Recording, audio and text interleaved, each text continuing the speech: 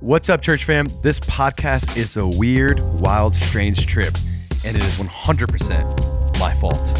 And so please, I pray that you stick with us and listen to this conversation. It's about loving God, loving your neighbor. I made it way weirder than it needs to be, but please stick around. I promise you'll get some really beautiful nuggets out of it. You! Hey, church fam! This is for you guys.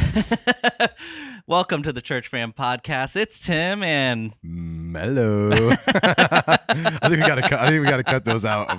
The name introductions. That's all good. We're jumping back in, and we're nearing the end of Matthew chapter 22. We're going over a question a scribe has. What is the greatest commandment? It's a familiar passage to a lot of people, but it's good. I have been diving into this, and I really see this in a new light I've never seen before. So excited to share that with y'all. Hope y'all enjoy it. So I'm stoked. Let's go. Let's go. One of those hilarious things you go around the room and be like, what are the greatest commands? People just give us some random answers, bro. Yeah, it's a lot of thoughts. Yeah. And really a big reminder for me in this passage is the simplicity of Christianity. Because he really sums it up very beautifully here. So it's cool. I love it. It's a beautiful, powerful passage. Simple yet difficult. Yeah, it's that simple and that difficult at the same time. It's definitely one of those. Like sometimes it's the hardest, and we're already getting right into it, but sometimes it's the hardest thing to love people. Like it's, Paul, like let me just stop right there. Sometimes it's just so hard to love people. I was gonna say like sometimes it's the hardest thing to love people, especially when you're in community. It's very easy in concept to be like love your neighbor, but when you really think about who your neighbor is, like, bro, sometimes those are the hardest people to love. Yeah. There's multiple things going on there, because then there's, Jesus said, if you love those who love you, what good is that, right? Yeah. Because the Pharisees could love those who are into them, but then if you're to love someone that's hard to love, like a Samaritan, that's a whole nother story too. And like you're saying, sometimes it's those people that rub you the wrong way, or that you're in community with all the time. Yeah. But also I think about like, so you have that, right? Like family members. Sometimes you have family members that are just like, can we not? And then sometimes you have people in the church. You're just like, can we not? Sometimes you have people like, I think about my physical neighbors. Like I live in a place where I have like these like neighbors. Like I live in the middle of nowhere in a micro community with people that are like, they're not like people I chose to live with necessarily. I didn't handpick, Yeah. And when I think about it, sometimes I have, are they gonna listen to this? So, but I will say this in a general sense. I'm not even gonna edit it. I'm just gonna leave it. But in a general sense, you think about it, right? You're like, you love neighbors. You want to go talk to them. Hey, neighbor, how's it going? You Mr. Rogers vibes and all that stuff. But there's other times you're just like, I just want to like walk outside and just like not talk to people. And like I know that I'm supposed to be the super loving to those people that live right next to me. Like they're outside of my family. They're my first ministry. I walk outside. I'm like, I can minister to them. Sure. And I get stoked to do that. And when I'm good, I'm good. But when I'm not good and they're trying to talk to me, I'm just like, I would rather live in the middle of nowhere. You know what I mean? Because then I wouldn't have to talk to anyone. And that sucks. Sometimes that sucks. You're like, dang, I don't want to be like that. But that's just real. And whenever you actually do respond, that's real love too. Yeah. Yeah. That's good. Yeah. Sometimes some neighbors just be popping up and just like, it's like, won't you be my neighbor? It's legit. Like just the knock when you get that knock on the door and you're like, we didn't invite anyone over. Some people have like that open door policy. I don't have that open door policy, dude. Like it's very much so invite only. And like Michelle and I used to live in this duplex in South Dallas. Yeah. In South Dallas, like by the Dallas Zoo. And we had this our neighbor the near Greenville? That spot? No. Oh, okay, a different spot. Okay. Yeah. More ghetto. But our the lady that lived in the duplex right in the same building, she was I think she was Filipino. She was awesome. But like I would just randomly hear it. We'd be chilling in the house, all of a sudden hear Tim. Yeah. Like, go change my light bulb or whatever it was. Oh, dude, you live like a Hey Arnold life, dude. Yeah. You ever see Hey Arnold, bro? Their life. Back in the day. Yeah. It's been a minute. Hey Arnold. Those were the vibes. We are absolutely dreaming. I just want to know what this command is with all my heart. Let's do it. When the Pharisees heard that he had silenced the Sadducees, they came together, and one of them, an expert in the law, asked a question to test him. Teacher, which command in the law is the greatest? He said to them, Love the Lord your God with all your heart, with all your soul, and with all your mind. This is the greatest and most important command. Matthew 22:34-38. Hmm. Yeah, so we'll start off with some background, some context here. So when the Pharisees heard that he had silenced the Sadducees, by the way, that'd be a dope band name. Silence the Sadducees? Silencing the Sadducees. Ooh, You can use it. Just give me a band T. that's right. But if you remember, the Sadducees brought that question to Jesus. Mm-hmm. And so there's been that whole squabble between religious leaders and Jesus. And so it's on the tail end of that. The Pharisees hear what happened and they decide group huddle, emergency meeting. And so they debrief, they came together, and then one of them, an expert in the law. Now, a lot of translations will use the word like scribe. Yep. And that's basically the best way to say that is expert of the law, but and other translations might even say lawyer, but that's kind of we will get the wrong idea if you use that word. Mm-hmm. He was basically an expert in the law of Moses. Okay. And so that's who this guy is, a scribe or an expert in the law. And so he comes to Jesus, asks him the question to test him. And so this is interesting. It implies that there's craftiness or maliciousness when he comes to test Jesus with the question. Yep. But when you read Mark's parallel passage to this, it seems like there's still some sincerity in the mix of this. You want to read that real quick? What is that, Mark? Yeah, 12. 12? Yeah. One of the scribes approached when he heard them debating and saw that Jesus answered them well. He asked, Which command is the most important of all? Mark 12:28. So this dude, the scribe, he's on Team Pharisee. So yeah, in a sense, he's cool to test Jesus, and if they trap him, great. But at the same time, he's watching Jesus give all these incredible answers to these people that come to him with questions. Yeah. And so there seems to be some him being genuine here in asking this question. I think he sincerely wants to know his answer to it. Okay. So in other words, he's coming to Jesus with mixed emotions, which is fascinating to me. Yeah, I think a lot of potentially people, the answer could diminish in his entire existence and all his knowledge that he has. yeah, I don't know. Like I think I relate to this sometimes. Do you ever have mixed emotions when you approach Jesus, when you approach the Lord? Yeah, every day. Yeah. So this guy has these mixed emotions. Mm. I think he wouldn't mind shutting him down because of what camp he's chilling in, but at the same time, and you'll see as we read more Mark later on that he's very sincere and kind of wanting to hear Jesus's thoughts on this. That's super cool. So yeah, that's the vibe here. That's the background here. So he approaches Jesus, asks him this question. The Pharisees' intent is to trap him. His intent might be sincere. So he asks him the question, Teacher, which command in the law is the greatest? Now, there's a lot of laws in the Old Testament. Yep. There's technically 613 laws or commandments.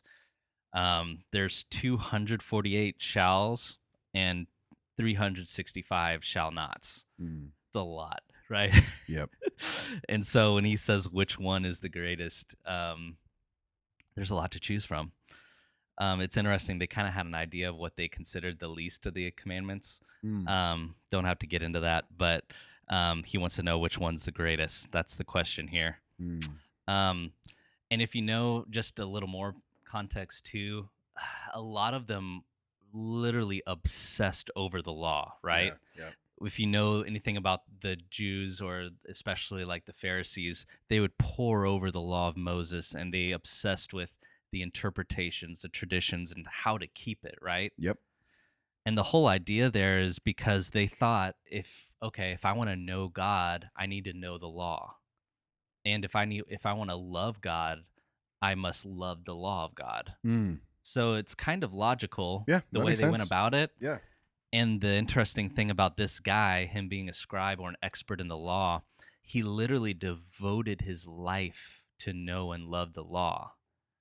You see? Mm. So I think this also adds to maybe his genuine or sincere approach here, because I think he sincerely wants to know, like, okay, so some obsessed over the law, and then others wanted to simplify it. They wanted to Mm. boil it down. They wanted to distill it to okay, if you wanted to simplify it, how would you do that? Yes.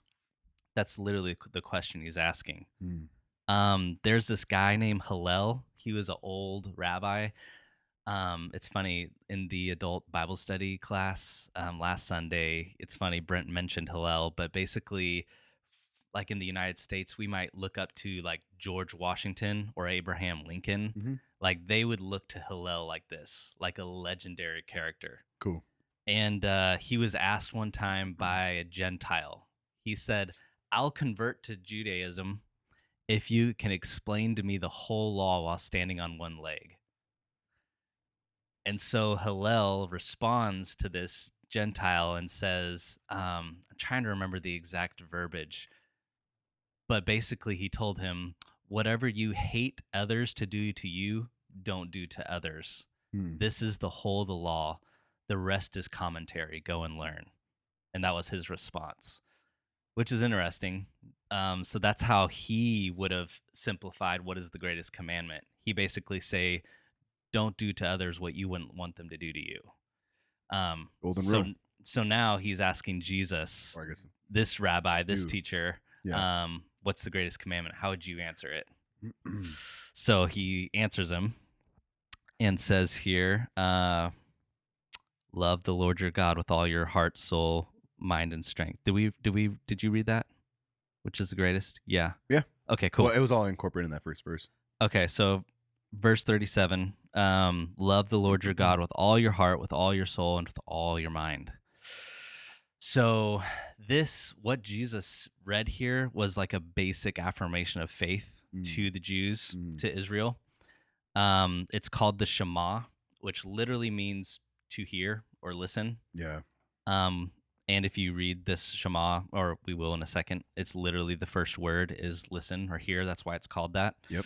But this is so funny because they literally would have every good Jew would have quoted this or prayed this twice a day, basically in the morning and in the evening. Yep. In other words, this should have been a duh moment for the scribe, this expert in the law. Yeah, because they're saying this every single day. It's literally children would have said this every day. It's like, what's the one you say every day? Yeah, what's the one you say every day? Love the Lord your God with all your heart, soul, mind, and strength. And so that's Deuteronomy, from Deuteronomy 6, 4, and 5, which is called the Shema. You want to read that real quick? Listen, Israel, the Lord our God, the Lord is one. Love the Lord your God with all your heart, with all your soul, and with all your strength. Deuteronomy 6, 4. Awesome. Mm. So you want to break this down a little bit, dissect it? Do what you do best, bro. I'm going to try not to overcomplicate it. But so when it says love the Lord your God, that Hebrew word for love is Ahab. I think that's how you say it, Ahab. A-H-A-B. So this is a very general word for love. It could literally mean desire. It can mean love for a friend or even a good leader, or it could also speak of a love for a husband for his wife, or love for a father or mother to their child.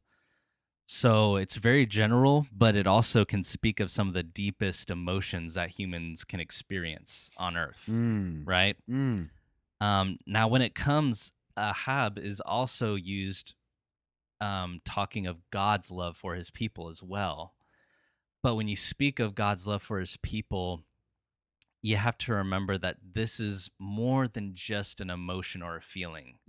When it comes to God's love for his people, this is an act of the will. Yeah. In other words, it's a choice that God makes. You want to read Jeremiah 31:3 real quick? Yep. The Lord appeared to him from far away. I have loved you with an everlasting love. Therefore, I have continued to extend faithful love to you. Jeremiah 31:3. That agape love, huh? I've been chilling on this because this is very profound. Just when God says this to Israel Mhm. when Jeremiah is prophesying. Yep. Um, Israel was not in a great place with God. They were in rebellion against him. They were breaking so many laws. They were even burning their children to the idol Molech, and they thought they were pleasing God in doing so. Mm. So they're just off, Yep. right? Yep. They've broken their covenant with God, and they're worshiping idols, this, that, and the other, right? Yet, in the midst of all that, and Jeremiah is, of course, prophesying judgment's coming if you don't repent, right? But in the midst of it, God says this to Israel, Jeremiah 31:3. And it's so interesting to me because at this point, there really isn't anything desirable about Israel except the fact that God chose to love Israel. Mm. Does that make sense? Yeah. And he said, I chose to love you with an everlasting love, and I have extended this faithful love towards you. Just fascinating to me. In other words, God basically said, I love you because I love you, which is interesting to me. That's still the case. So this is me personally processing here, so y'all give me grace as I say this, but I was just thinking about, what is this Shema about? In other words, do we read this and say, love the Lord your God with all your heart, soul, mind, and strength, and just think, this is something I just need to do? To me, I'm processing this and I'm thinking the Shema is literally God's people responding to the love of our God. Does that make sense? You said that again? Because I'm thinking about the Shema and I'm like, well, why? What should our approach be when we're approaching this commandment? Mm-hmm. I'm trying to process this in logically and biblically, and I'm thinking it's because we want to love God with all of our heart, soul, mind, because He loved us. Mm. This is, gosh, 1 John 4:19. Yep. The classic. We love. Yeah, you want to read it? We love because he first loved us. 1 John 4:19. So the idea is we didn't love God first; He loved us first. Yeah, that's always been a logic I've always like how we were talking about before the pod of sometimes the youth will ask me questions. Yeah. And I try not to give them Christianese back. Sure. You know, and that this has always been one of those of like, why do we love the Lord? And just like, oh, because he first loved us. I'm like, okay, well, why would like, well, and like I said, if that resonates with me now at this point, but I understand when I'm staring at a youth and they're just looking at me like, okay, so why would him loving us first still matter? You know what I mean? Like we could say that to each other in circles, but like until it like penetrates the heart, it doesn't really matter, you know? So there's this old story of a slave girl. Mind if I tell a story really quick? I would love a story. Story time with Tim. There's this old story of a slave girl, and she was enslaved. She was taken, and she was brought over, and then she's sold on the shoreline. And it's basically they'd bring up the slave, and they would be sold. And so this girl's brought up, and she is men are betting on her, Mm-hmm. and this guy walks up and pays a price that is more than has ever been given for a slave before. Oof. So he takes the paperwork and he says, "Follow me." So she follows him to his household, and he says, "Hold on a second," and he goes inside. I think you've heard this story before, haven't you? Yeah. Okay. It's probably been a minute since I shared it. I'm but glad the listeners are hearing it. Okay, cool. So he goes inside and he comes back and opens the door, and she spits in his face. And he wipes the saliva off his face and hands her papers. And she says, "What is this?" And he says, "This is the papers for your freedom. You're free to go." And when the moment sinks in of what this guy actually did for her, she says, "I will serve you the rest of my life." And so the idea here is Romans 5:8. God proves his own love towards us in that while we were still sinners, Christ died for us. Yep. When we our lowest, darkest moment in sin, Jesus still went to the cross for us. That is real love, right? No matter if we would respond to his love, he still paid the price for our sins, right? Yes. And so why do we respond to God's love for us? It's because of the incredible love that Yeah. he truly has displayed and acted for us on our Yeah. behalf. So yeah, And if you don't understand the cost that was paid, you can't understand the gravity of the gratitude you should have. You know what I mean? So absolutely. that's where a lot of times I think that it's like, okay, well, when you live in a very cushy life and you're just like, so what? He loved us first. What the heck does that mean? Mm-hmm. But when you've been brought, it's similarly to someone that's been offered freedom. You know, the other day I was extended grace by the law because because I was late on like a defensive driver's course or something like that. We're just speaking in vague terms right here, you know what I'm saying? Hypotheticals maybe. But I don't know, I can get trouble saying this on the air, but when I talked to the county court and the judge, and she was just like, "Oh yeah, I was late, bro. Like I was like guilty. Like I was guilty on everything. Like." And she was just like, "Oh, you know, like you can if you finish it today, you know, you'll be all right." Like I was like, "I'll do anything. I'll do anything to have this thing not send me to jail, pretty much." Yeah. And not that they would have sent me to jail, but Sure. there was by law they could have. And I was grateful. Whereas beforehand, like if you don't know the cost, if you don't know what the penalty is, you don't know what it's like. It's not. But when you're face to face with the penalty, you're like, when you're shown that grace, when you're shown that compassion, you're so quick to. I was like, yes, ma'am. Thank you so much, ma'am. I gratefully appreciate you. Thank you. I'm so happy. Like, and I was, and like, and I was, it wasn't being fake. I was like legit, just about like, I'll give you anything. I'm so grateful. I can Yeah. bake you cookies, whatever. And so when you're face to face with that penalty, that's what makes the consequences real, and then it makes Yeah. the sacrifice, and when you're thinking about with the Lord, and you're face to face with your sin, and you understand what you're damned to, what you rightfully deserve, and then you Right. see the cost that was paid for you, you're like, Yep. yep, Yep. I love because you loved me first, and it Yeah. hits a lot different. It does. Yeah. It does. Trying to remember what Jesus said in response to, remember the woman cleans his feet with her tears, Mm. and then she anoints them. I'm trying to remember what Jesus said to the guy. Basically, that we love. Um, gosh, I cannot remember the words. Anyways, Oh yeah, forgiven much, yes, forgive much. yeah. Those who are forgiven Shout much out will Ender. love much. Shout out What Ender. was that? That was we just read that. That was in Matthew, right? I can't remember. That's in the Bible, isn't it? Yeah. It's somewhere. We literally just went over that parable. Thanks for that save, Ender. Shout out. Awesome. All So of our brains are so jacked up right now. Like, where am I? I feel like I'm in the multiverse right now. awesome. Well, so let's dive into the heart, right? Love the Lord your God with all your heart. You cool if we talk about that for a minute? Nope. Oh, so what does it mean to love God with all of your heart? This was interesting to me, just because my mind wasn't thinking the way how the ancient Hebrews would have thought of the heart. Right. So the Hebrew word for heart is lev. I think that's the root word. But they had multiple things going on when you talked about the heart, okay? Right. One, they did understand it was an organ in your chest. Okay. Because there's even a heart attack recorded in the Old Testament. So they knew it was an organ in your body, and it was very important to your physical being, okay? Mm-hmm. Interesting, though, they didn't know about, they didn't even have a word for brain. So basically how you would think of like your brain, your intellect, your thinking, Mm-hmm. that got transferred to the idea of your heart when it comes to Hebrew. Yeah.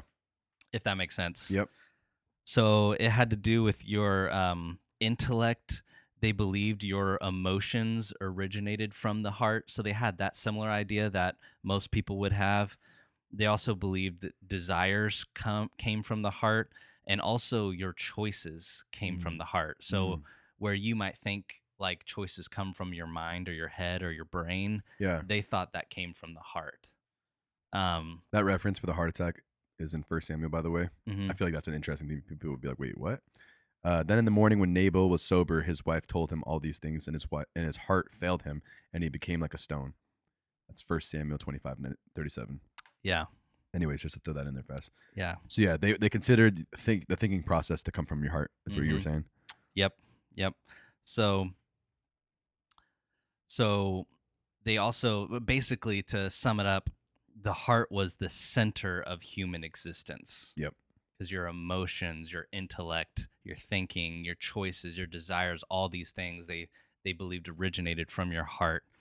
So basically, to love God with all your heart, to sum it up, is that you're devoting your intellect, your emotions, your desires, and your choices to the Lord. Mm. So to love the Lord with all your mind, that when going back to Deuteronomy chapter 6, that word is meod. Mayod. Meod? You want to read that? Mm. To the Hebrew word is meod, might, force, abundance, muchness, to move ahead with strength, intellectual determination. Meod is better understood as an adverb. It is often Yes. used to intensify the meaning of other words. So, because I've always gone through this and I've never understood this, which this is another new thing to me. But so in Hebrew, that word is basically better understood as like very or really. Mm. You want to read Genesis 1:31? God saw all that he made, and it was very good indeed. Evening came, and then morning, the sixth day. Genesis 1:31. So when he says he saw everything was very good, he literally says miod, tob, very good. That's the word he uses. Okay. And then it's also used in some places twice, miod, which is to like push it to the extreme or the fullest extent. Um, like when I was a kid, we would say like super duper awesome. It's like Mm. as much as you can express something. Genesis Mm. 30:43 says this. Yeah. You want to read that really quick? And the man became very rich. He had many flocks, female and male slaves, and camels and donkeys. So that it's actually used twice. Very rich is actually miod. Prosperous.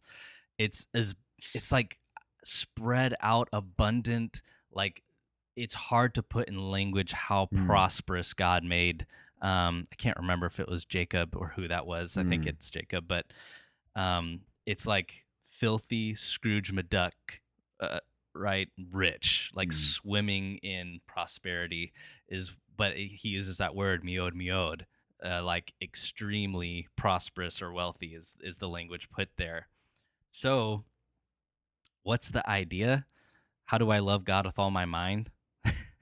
In a sense, it's saying I want to love God very much. And in fact, the word miod literally means muchness, Mm. with your muchness. In a sense, it's not loving God with a thing, but loving God with everything. Mm. And that is a very different perspective than I thought of when I thought of how do I love God with all my mind.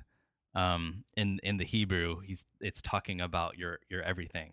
Mm. Now we kind of hinted at this already, but this creates a problem because if you think about this commandment, how do I love the Lord God with all of my heart, soul, and mind? That's a tall order, right? Mm. This kind of hints at the impossibility of the Christian life. Mm. Because not only have I broken this commandment, but I will probably continue to do so. Yeah. How can I love God with this type of love? My absolute everything, um, thought, word, and deed at all times. Wow. So this goes back to something you hinted at earlier. This is only possible through Jesus. Mm. This is only possible through abiding, remaining, depending upon Him. But this is beautiful as well because then Christ relieves the burden of the law for us because we realize if I'm actually real with myself, I cannot walk this out perfectly. Mm. So then I abide in Jesus. I depend upon Christ. Mm. I remain in Him. And now He takes the burden of the law off me and empowers me to love God with His love. Mm. And that just constantly brings me back to Him every time I mess this up. Mm. So I also want to balance this out because yes, it is a tall order if you actually think about what's being said, but Christ is also simplifying Christianity because they had 613 laws, all these added interpretations and traditions and how to keep them. Yet, when he's asked what's the greatest commandment, he simplifies this so beautifully in these two: love God and love your neighbor. So I don't want to. I want to be very careful not to overcomplicate it. But I love the beautiful language that's being spoken here of we should love God more than just lip service. There should be something that moves our our our literal intellect, our emotions, our physical being to love God with everything we have. But what is this? Love your neighbor as yourself. I think this is simply a byproduct of actually doing the first commandment. Yeah. Because if you truly love God with your heart, soul, and mind, then you're going to love those made in His image. Yep. It's so logical; it just makes sense, right? Um, so, uh, you also have to ask this question too, which this is elsewhere. It's in Luke 10:25-37. If you want to look it up, but if you want to ask the question, "Who is your neighbor?" That's an important one too. Okay, so love God and love my neighbor. Well, Great who's my question. neighbor, right? Yeah. Jews thought that loving your neighbor meant loving other Jews. Yeah. And then some took it as far as to believe hating Gentiles is a form of their love for God. Yeah. They thought that that was righteous. So Makes sense in human logic. Human logic, right? Yeah. And so when you read the parable of the Good Samaritan, Jesus is making it really clear that his people are not supposed to adopt that kind of mindset. Yep. Right? Because he says in another place, if you love those who love you, what good is that? Right? So then we have this whole idea of love your enemies, pray for those who persecute you. Yeah. This is challenging. This is literally like, I was just kind of like, okay, what does this look like? In other words, love those who are hard to love, who don't like you, who talk behind your back, those who would never help you in return. Love those people. That's kind of the idea being brought here, because it is such human nature to love those who love us, right? Just how the Jews did. They thought of, well, loving your neighbor means loving other Jews. Yeah. But they wouldn't extend it beyond that. That's so like people just to love those who are in their tribe, but then not really extend beyond that, right? Indie tribe. So Jesus personally displayed that love when he died for the sins of the world, right? He died for everyone. So I remember I've asked you so many questions, and yours is like, "For God so loved the world." Like, good point. Good point. yeah, yeah. So you want to read this because there is some missing stuff in Matthew. Yeah. Mark has a lot more details when it comes to this moment in history, but you want to read that? Mark 12:32. Yeah. Then the scribe said to him, "You are right, teacher. You have correctly said that he is one, and there is no one else except him. And to love him with all your heart, with all your understanding, and with all your strength, and to love your neighbor as yourself. It's far more important than all the burnt offerings and sacrifices." When Jesus saw that he answered wisely, he said to him, "You are not far from the kingdom of God." And no one dared to question him any longer. Mark 12:32. So this response to me is a little bit why I said in the beginning there might have been mixed emotions here. Because he seems very genuine in his response, so much so that Jesus said, "You're actually really close to the kingdom of God. There, bud. You're almost You're there. so close, bud." Oh man, so it's cool when he said, "You're right." Other translations might say, "Well said." It's a Hebrew expression, just a something that was said a lot. It's kalos, which is interesting. He was literally saying, "Finely spoken." Excellent way to put it. How beautifully said. Well said. Yeah. So when he asked that question, Jesus just responded with, love God and love others. He was basically like, that was such a beautiful answer. True.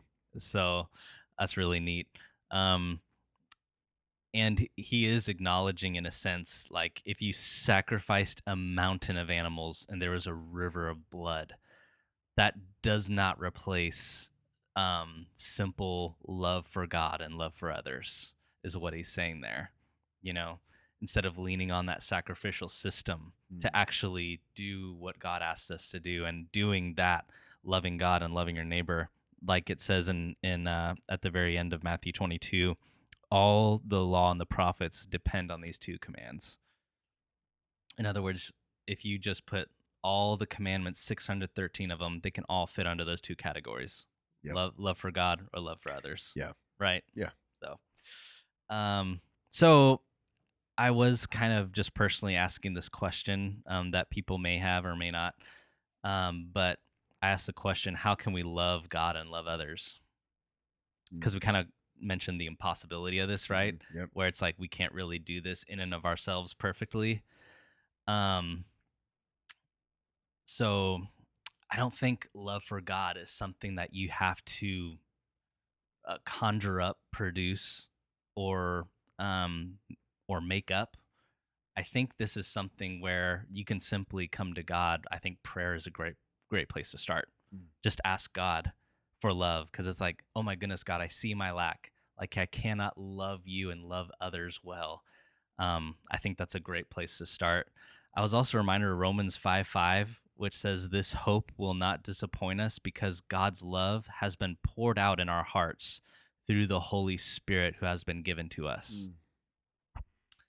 In other words, when we see true love for God and love for our neighbor, that is simply fruit that we are walking and living in the Spirit of God. Does that make sense? Yeah, it does. It's just the outward byproduct that we're walking according to the Spirit. Yes.